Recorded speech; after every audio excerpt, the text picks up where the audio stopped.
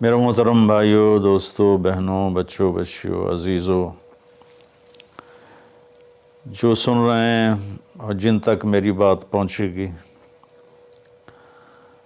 رمضان کی آمد ہے تو اللہ تعالیٰ نے جیسے دنیاوی سیزن بنائے ہیں، جیسے عید کا موقع تاجروں کے لیے سیزن ہے، بڑی عید کا موقع تاجروں کے لیے سیزن ہے، ایسے مختلف قسم کے تہوار دنیاوی دینی جو آتے ہیں تو وہ تاجروں کے لیے سیزن بن جاتا ہے اور ان کی سیل بڑھ جاتی ہے، منافع بہت زیادہ ہوتا ہے۔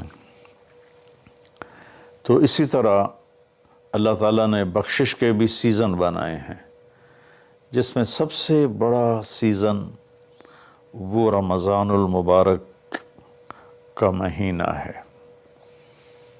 اللہ تعالیٰ نے اس میں روزے کو فرض کیا، یا ایھا الذین آمنوا، اے ایمان والو، کتب علیکم الصیام، تم پہ روزے فرض کیے گئے ہیں۔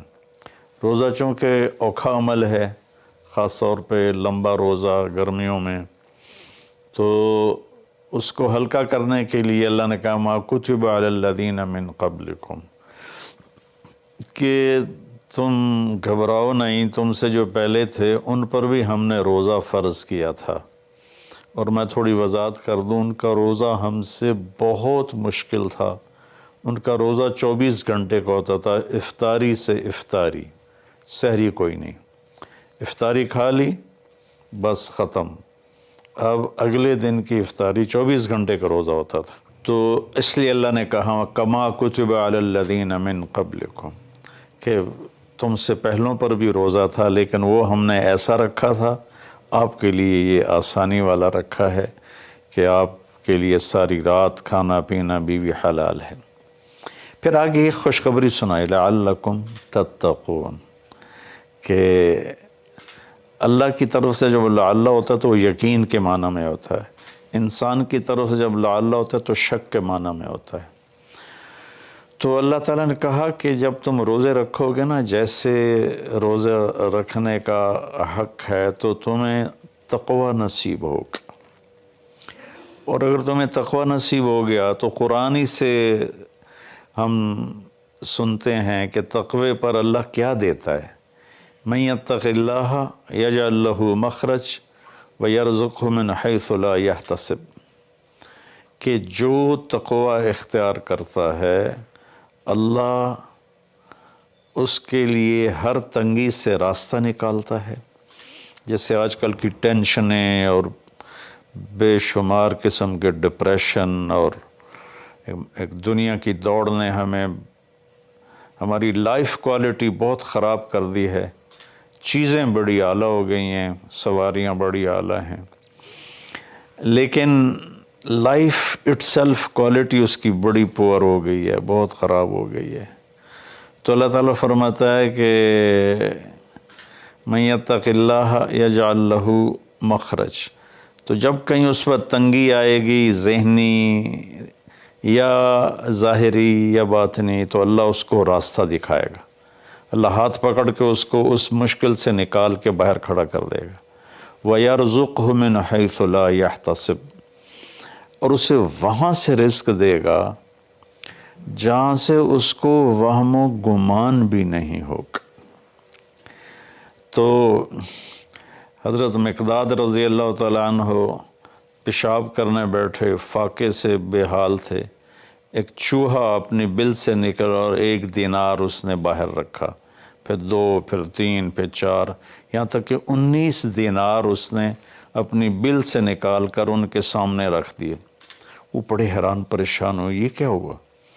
انہوں نے وہ استنجے سے فارغ ہو کر وہ اٹھائے اور اللہ کے نبی کے پاس لے کر آئے، یا رسول اللہ یہ میں پیشاب کرنے بیٹھا ہوں اور چوہے نے یہ 19 دینار میرے آگے رکھ دیے۔ تو آپ نے فرمایا رزق ساقہ اللہ علیک، یہ اللہ کی طرف سے تیرے لیے رزق کا سامان بنا ہے۔ پھر آپ نے یہ آیت پڑھی من یتق اللہ یجعل لہ مخرج ویرزقہ من حیث لا یحتسب، جو تقوی اختیار کرتا ہے اللہ ہر تنگی سے راستہ دکھاتا ہے اور وہاں سے رزق دیتا ہے جہاں سے وہم و گمان بھی نہ ہو۔ اور اللہ کے دینے کے تو بے شمار راستے ہیں، اللہ کے دینے کے لامحدود راستے ہیں۔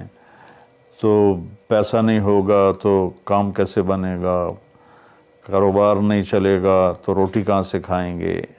وہ اللہ نے اپنے ذمے لیا ہوا ہے۔ ہماری ذمہ ہے کہ ہم سبب اختیار کریں اور تقوی اختیار کریں۔ رزق اللہ وہاں سے دے گا جہاں سے وہم و گمان بھی نہیں۔ تو تقوی پر من یتق اللہ یجعل لہ من امرہ یسرا۔ پھر دوسری اللہ تعالیٰ خوشخبری یہ سناتے ہیں کہ جو تقوی اختیار کرتا ہے نا، اللہ اس کے کاموں کو آسان کر دیتا ہے۔ اوروں کے لیے وہی کام مشکلات میں گھرا ہوتا ہے، اور اس کے لیے مکھن سے بال کے نکلنے کی طرح اللہ اسے آسان فرما دیتا ہے۔ تیسرا تقوی کی جو فائدہ اللہ بتاتے ہیں، من یتق اللہ یکفر عنہ سیئاتہ ویعظم لہ اجرا۔ جو تقوی اختیار کرتا ہے وہ کوئی یہ نہیں کہ اس سے گناہ نہیں ہوتا، اس سے بھی گناہ ہوتا ہے۔ ہمارے ہاں یہ بڑا عجب تصور ہے کہ اگر کسی نے داڑھی رکھ لی، تبلیغ میں چلا گیا یا عالم بن گیا، بس اس سے تو کوئی گناہ ہونا ہی نہیں چاہیے، اور ہم جو مرضی کرتے پھریں، ہمیں تو کوئی پوچھ نہیں، ہم دنیا دار ہیں۔ تو یہ بڑی گمراہی ہے۔ سوائے نبیوں کے کوئی بشر خطا سے پاک نہیں ہے، چاہے وہ کتنا ہی بڑے مرتبے والا ہو۔ خطا ہر انسان کے ساتھ لگی ہوئی، بلکہ وہ انسان ہی نہیں جس سے خطا نہ ہوتی ہو۔ تو اللہ تعالیٰ کہتا ہے یکفر عنہ سیئات، جو تقوی اختیار کرتے ہیں وہ اپنے گناہوں پہ نادم ہوتے ہیں، توبہ کرتے ہیں، تو اللہ تعالیٰ کہتا ہے ہم ان کے گناہوں کو مٹا دیتے ہیں۔ معاف کرنا نہیں کہا، یکفر، مٹا دینا۔ ایسا مٹا دیتے ہیں جیسے زمیندار زمین میں بیج کو ڈالتا ہے اور وہ بیج میں اس کو زمین میں چھپاتا ہے، اور پھر وہ بیج فنا ہو جاتا ہے اور اس سے ایک نیا پودا نکل آتا ہے، ایک نئی جان نکل آتی ہے۔ ایسے اللہ تعالیٰ فرماتے ہیں، یہ نہیں کہا کہ یغفر لہو، اللہ تعالیٰ فرماتے ہیں، یغفر کا مطلب ہوتا ہے چھپا دینا، اور یکفر کا مطلب ہوتا ہے صفائی کر دینا، مٹا دینا۔ اللہ ان کے گناہوں کو مٹا دیتا ہے کہ یہ جو کرامن کاتبین لکھ رہے ہیں نا، وہ ان کی کاپیوں سے بھی غائب کر دیتا ہے۔ تو اور دوسرا کام کیا کرتا ہے، وَيُعْظِمْ لَهُ اجرا، اور اللہ تعالیٰ اس کا اجر عظیم کر دیتا ہے۔ جب اللہ عظیم کرے گا تو اس کی شان کیا ہوگی۔ تو رمضان اللہ تعالیٰ نے ہمیں ایسی بڑی محنت، ایسی بڑی دولت دی ہے اپنی آخرت کو بنانے کے لیے۔ اس میں جسمانی صحت بھی ہے اور اس میں روحانی صحت بھی ہے۔ اس میں جسمانی صحت بھی ملتی ہے اگر روزے کے مقصد کو سمجھ کے کھانا پینا رکھا جائے، اور روحانی صحت بھی ملتی ہے کہ جتنا جسم پہ فاقہ آتا ہے، نفس میں روشنی پیدا ہوتی ہے، دل روشن ہوتا ہے۔ امام غزالی رحمۃ اللہ علیہ کا فرمان ہے، جس دن بھی میرے اوپر فاقہ آیا، میرے اوپر علم کا نیا دروازہ کھلا۔ تو اللہ تعالیٰ نے اپنے کرم سے ہمیں یہ مہینہ دیا، شہر رمضان۔ شہر عربی میں مہینے کو کہتے ہیں، اور شہر کا اصل مطلب ہے شہرت۔ تو مہینے کو شہر مشہور اس لیے کہتے ہیں کہ ہر مہینہ اپنے آپ ہی اپنی شہرت بناتا ہے۔ بھئی ابھی رمضان آ رہا ہے، بھئی اب شوال آ گیا ہے، یا جنوری آ گیا ہے، فروری آ گیا ہے، اور اس کے ساتھ ہمارے بے شمار دنیاوی کام لگے ہوتے ہیں۔ بھئی جنوری میں یہ میٹنگ ہے، فروری میں یہ میٹنگ ہے، مارچ میں وہاں جانا ہے، اپریل میں ادھر آنا ہے۔ تو ہماری بہت ساری باؤنڈنگ ہوتی ہے مہینوں کے ٹائمنگ کے ساتھ، اس لیے یہ مشہور ہوتے ہیں۔ تو اس شہرت کی وجہ سے مہینے کو عربی میں شہر کہتے ہیں، مشہور شے۔ تو اللہ تعالیٰ کہتے ہیں شہر رمضان۔ پھر اس میں ایک عجب بات بتائیے، اس میں روزے کی فضیلت اس مہینے کی نہیں بتائی، اس میں قرآن کی فضیلت بتائی ہے۔ الذی انزل فیہ القرآن، روزے کا ذکر بعد میں کیا ہے اور قرآن کا ذکر پہلے کیا ہے کہ اب اپنی روح کو، اپنے روحانیت کو زندہ کرنا چاہتے ہو تو اس مہینے میں ہم نے قرآن کو اتارا۔ الذی انزل فیہ القرآن، جس میں ہم نے قرآن کو اتارا۔ 6 رمضان کو موسیٰ علیہ السلام پہ تورات اتری، اور 13 رمضان کو عیسیٰ علیہ السلام پر انجیل اتری، اور لیلۃ القدر میں ہمارے نبی پر قرآن اترا، اور 9 رمضان یا 10 کو داؤد علیہ السلام پہ زبور اتری۔ سارا آسمانی علم اللہ نے اس مہینے میں اتارا کہ مشقت کے ساتھ علم جڑا ہوا ہے، اور فاقے میں روح میں ایک روحانیت پیدا ہوتی ہے، تو اس سے اللہ تعالیٰ کی طرف سے وہ بہت کچھ ملتا ہے۔ تو اس میں اللہ نے کہا انزل فیہ القرآن، تو اس میں اشارہ ہے کہ رمضان کی عبادت قرآن بناؤ، جتنا قرآن پڑھ سکتے ہو۔ ہمارے ایک ساتھی ہیں مولوی ثناء اللہ، وہ سارا سال ہی 3 دن میں قرآن ختم کرتے ہیں، اور کبھی کبھی ایک ہی دن میں سارا پڑھ لیتے ہیں، اور کبھی 2 دن میں پڑھتے ہیں، لیکن ان کا عام معمول ہے 3 دن میں قرآن ختم کرتے ہیں، سارا دن قرآن پڑھتے رہتے ہیں۔ بنگلہ دیش میں ہوتے ہیں، ہم رائے میں اکٹھے پڑھتے تھے۔ تو جتنا قرآن کے ساتھ ہمارا تعلق بڑھے گا، ہم قرآن کو پڑھیں گے، سمجھیں گے۔ ہم نے صرف قرآن کو ختم کے لیے رکھا ہے، جی مولوی صاحب آ جاؤ ختم پڑھ دو، انہوں نے چند آیات رٹی رٹائی ہوئی ہیں، وہ آیات پڑھ دیتے ہیں، ختم ہے۔ کوئی کہیں اور سے پڑھیں تو کہ تسی تو جی ختم ہی نہیں پڑھیا، او بھائی قرآن پڑھ کے سنا دیتا ہے، اور کی کرا؟ نہیں تسی ختم نہیں پڑھیا، کیونکہ وہ آیات نہیں پڑھی جو ہمارے ان ان پڑھ مولویوں نے۔ مولوی تو ہوتے نہیں، وہ بس حافظ ہوتے ہیں، اور وہ دیہاتوں میں امام بن جاتے ہیں۔ تو انہوں نے وہ جو ایک رسم بنا دی ہے، تو قرآن رہ گیا ختم دلانے کے لیے، قرآن رہ گیا فال نکالنے کے لیے، اور قرآن رہ گیا ہے مردوں پر پڑھنے کے لیے۔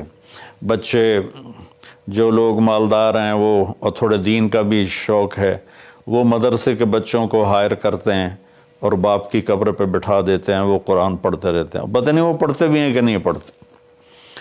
تو قرآن پڑھیں، قرآن کو سمجھیں، روزانہ 1 صفحہ ترجمے کا پڑھ لیں، اور پورے قرآن کو اس طرح پڑھیں۔ آپ پر حقیقت کھل جائے گی کہ اللہ کیا کہہ رہا ہے، اور ممبر سے ہمارے خطیب حضرات کیا کہہ رہے ہیں، اللہ کس چیز کی دعوت دے رہا ہے، ہمارے خطیب کس چیز کی دعوت دے رہے ہیں، آپ پہ قرآن کھل جائے گی۔ آپ حدیث پاک کو پڑھیں، نبی پاک کی سیرت کو پڑھیں، خاص طور پہ حدیث سے براہ راست استفادہ بھی بڑے اعلیٰ چیز ہے، لیکن جتنا سیرت سے میں اپنے ذاتی طور پر کہتا ہوں، جتنا میں نے سیرت سے سیکھا وہ کسی اور چیز سے نہیں سیکھا قرآن کے بعد۔ تو نبی پاک کی سیرت کو پڑھیں، قرآن کو پڑھیں، اپنے دنیاوی کام مختصر کر دیں، اپنے ملازموں کی ڈیوٹیاں بھی مختصر کر دیں، آپ کو اس کا اجر ملے گا، ان کے روزے رکھنے کا اجر ملے گا، اور ان کی تنخواہ بڑھا دیں، ان کی ڈبل تنخواہ کر دیں اس مہینے میں، تاکہ وہ کھلے ہو کر روزے رکھ سکیں، بچوں کو روزے رکھوا سکیں۔ ہم تو ایک افطاری پہ ہزاروں روپے اڑا دیں، اور ان کی پورے مہینے کی تنخواہ چند ہزار ہو، تو وہ کھل کے روزہ تو نہیں رکھ سکے گا۔ تو انزل فیہ القرآن، پھر آگے اللہ نے کہا ھدی للناس، سبحان اللہ، یہ پوری دنیا کے انسانوں کے لیے ہدایت ہے۔ زمین پہ جو راستے ہیں نا، ان کے نشان ہوتے ہیں، ہم ان کو فالو کرتے ہوئے، جیسے آج میں اپنے گاؤں سے چلا تو سڑک کو فالو کرتے ہوئے میں فیصل آباد پہنچ گیا، اب اسی کو فالو کرتے ہوئے پھر گاؤں پہنچ جاؤں گا۔ ساری دنیا میں سفر کے جو ہمارے دنیا کے سفر ہیں، اس کی نشانیاں مقرر ہیں، ہمیں ڈھونڈنا نہیں پڑتا اور چلتے رہتے۔ لیکن جو ہماری آخرت کا سفر ہے، اس کی نشانیاں ڈھونڈنی پڑتی ہیں، وہ امتحان ہے، اس کو اللہ تعالیٰ نے اپنے پاس ہی رکھا ہے اور قرآن میں چھپا دیا ہے کہ اب قرآن پڑھو۔ ہدن، قرآن عربوں پہ اترا تھا، تو ہدا کسے کہتے ہیں؟ اچھا، سمندر میں کوئی نشانی کوئی نہیں، اب تو کمپیوٹر آ گئے، تو اس وقت وہ رات کو ستاروں کو دیکھتے تھے اور دن میں سورج کی حرکت کو دیکھتے تھے کدھر جا رہا ہے، تو اس سے وہ راستوں کو متعین کرتے تھے بیچ سمندر۔ اور جب وہ قریب کسی منزل کے قریب پہنچتے تھے تو وہاں پانی کے اندر سے پہاڑ کی چوٹی نکلی ہوتی تھی، اور اس کا پتھر کچھ ایسا ہوتا تھا کہ وہ دھوپ میں چمکتا تھا اور رات کو چاند کی چاندنی میں چمکتا تھا۔ اس پتھر کو عرب ہدا کہتے تھے، ہدا، سبحان اللہ۔ تو یہاں تشبیہ کیا ہے کہ ان زندگی کا سمندر ہے، زندگی ایک سمندر ہے جس میں آخرت کا راستہ ڈھونڈنا ہے، اور ہر انسان ایک کشتی ہے۔ اس کشتی کو اس نشان تک پہنچنا ہے جہاں سے راستہ ملتا ہے، جس کو ہدا کہتے ہیں۔ تو انسانی زندگی کے سمندر میں انسانوں کی چلتی ہوئی کشتیاں، وہ جب اس پہاڑی نشان کو ڈھونڈ لیتی ہیں تو انہیں پھر ساحل پہ پہنچنا آسان ہو جاتا ہے۔ اگر اللہ نہ کرے کوئی اس نشانی کو کھو دے، پھر وہ بھٹکتا رہتا ہے، قدرت اسے کنارے لگا دے تو لگا دے، ورنہ وہ بھٹکتا ہی رہتا ہے۔ تو یہ ہدی للناس ہے قرآن، کہ یہ وہ روشن پہاڑ کی چوٹی ہے جس سے تمہیں راستہ ملے گا۔ اب اس کو تھوڑا پیچھے سے ہم لیں، سورۃ فاتحہ سے ہم نے اللہ سے کہا اہدنا الصراط المستقیم، یا اللہ ہمیں ہدایت عطا فرما سیدھے راستے کی، یعنی وہ چٹان عطا فرما، اس چٹان تک پہنچا جو ہمیں سیدھے راستے تک پہنچائے، جس پر تیرے نیک لوگ چلے، جن پر تیرا انعام ہوا، اور ان لوگوں کے راستے سے بچا جن پر تیرا غضب ہوا اور ناراضگی ہوئی۔ تو جب ہم نے یہ دعا مانگی اللہ سے تو اللہ نے ہماری دعا کو قبول کیا اور قرآن اتار کر کہا الف لام میم ذالک الکتاب لا ریب فیہ ھدی للمتقین، یہ کتاب ہے جو ہر قسم کے شک و شبہ سے بالا تر ہے، اور یہ متقین کے لیے ہدایت ہے۔ یہاں کا ھدی للناس ساری دنیا کے انسانوں کے لیے ہدایت ہے، یعنی اگر ڈھونڈنا چاہو اس چٹان کو جو تمہیں منزل تک پہنچائے، اس خوبصورت چیز کو جو تمہیں اللہ تک پہنچائے، تو وہ قرآن ہے، ذالک الکتاب لا ریب فیہ۔ اور خاص طور پر جو تقوی اختیار کرے گا اسے اس قرآن سے راستہ ملے گا، وہ اس کو پہچان کر چلتے چلتے چلتے چلتے اللہ اس کے رسول کے دربار میں کامیابی سے پہنچ جائے گا۔ تو ہمارے بر صغیر میں قرآن کے ساتھ اٹیچمنٹ کوئی نہیں۔ یہ مختلف بزرگوں کی کتابیں لکھی پڑھی ہیں، ان کی سیرت، لکھنے والا کون ہے، اس میں جو واقعہ ہے وہ کہاں سے نقل کیا ہے، اس کی کوئی سند نہیں۔ ایک بزرگ تھے، وہ 25 سال جنگلوں میں خاک چھانتے رہے، سرے سے شریعت نبوی کے خلاف واقعہ ہے کہ میرے نبی نے رہبانیت نہیں سکھائی، اور ان کی شان بیان کرنے میں یہ واقعہ میں نے بھی پڑھا کہ 25 سال جنگلوں کی خاک چھانی، شہر میں ہی نہیں گئے، تو یہ تو عیسائی راہبوں سے بھی بڑھ گئے۔ لا رہبانیت فی الاسلام، اسلام میں کوئی رہبانیت نہیں۔ تو ان قصوں کی نہ کوئی سند ہے، نہ کوئی دلیل ہے، نہ مصنف کی حیثیت کا پتہ ہے، تو ہم قصے کہانیوں میں گم ہیں، اور بس قرآن پاک کے ساتھ بے وفا ہیں۔ قرآن سے وفا نہیں کی، قرآن کو سیکھا نہیں، قرآن کو پڑھا نہیں، قرآن کو سمجھا نہیں۔ اب تو اردو مفتی تقی صاحب دامت برکاتہم کا ترجمہ ایسا عالی شان ہے کہ جو تھوڑا سا بھی اردو جانتا ہے وہ اس سے پورا نفع اٹھا سکتا ہے۔ تو ھدی للناس وبینات من الھدی والفرقان، یہ پہلے ہدا پھر ہدا تاکید کے لیے کہ یہ پوری دنیا کے انسانوں کے لیے ہدایت کا پیغام ہے۔ اگر تم اپنے ذہن کو صاف کر کے اسے پڑھو گے تو بینات من الہدا، تو یہ ہدایت کی خوبصورت نشانیاں ہیں، اور حق و باطل میں فرق کر کے دکھا دے گا قرآن، کہ اس لیے قرآن کا نام فرقان بھی ہے، کہ یہ حق کو الگ کر دیتا ہے، باطل کو الگ کر دیتا ہے۔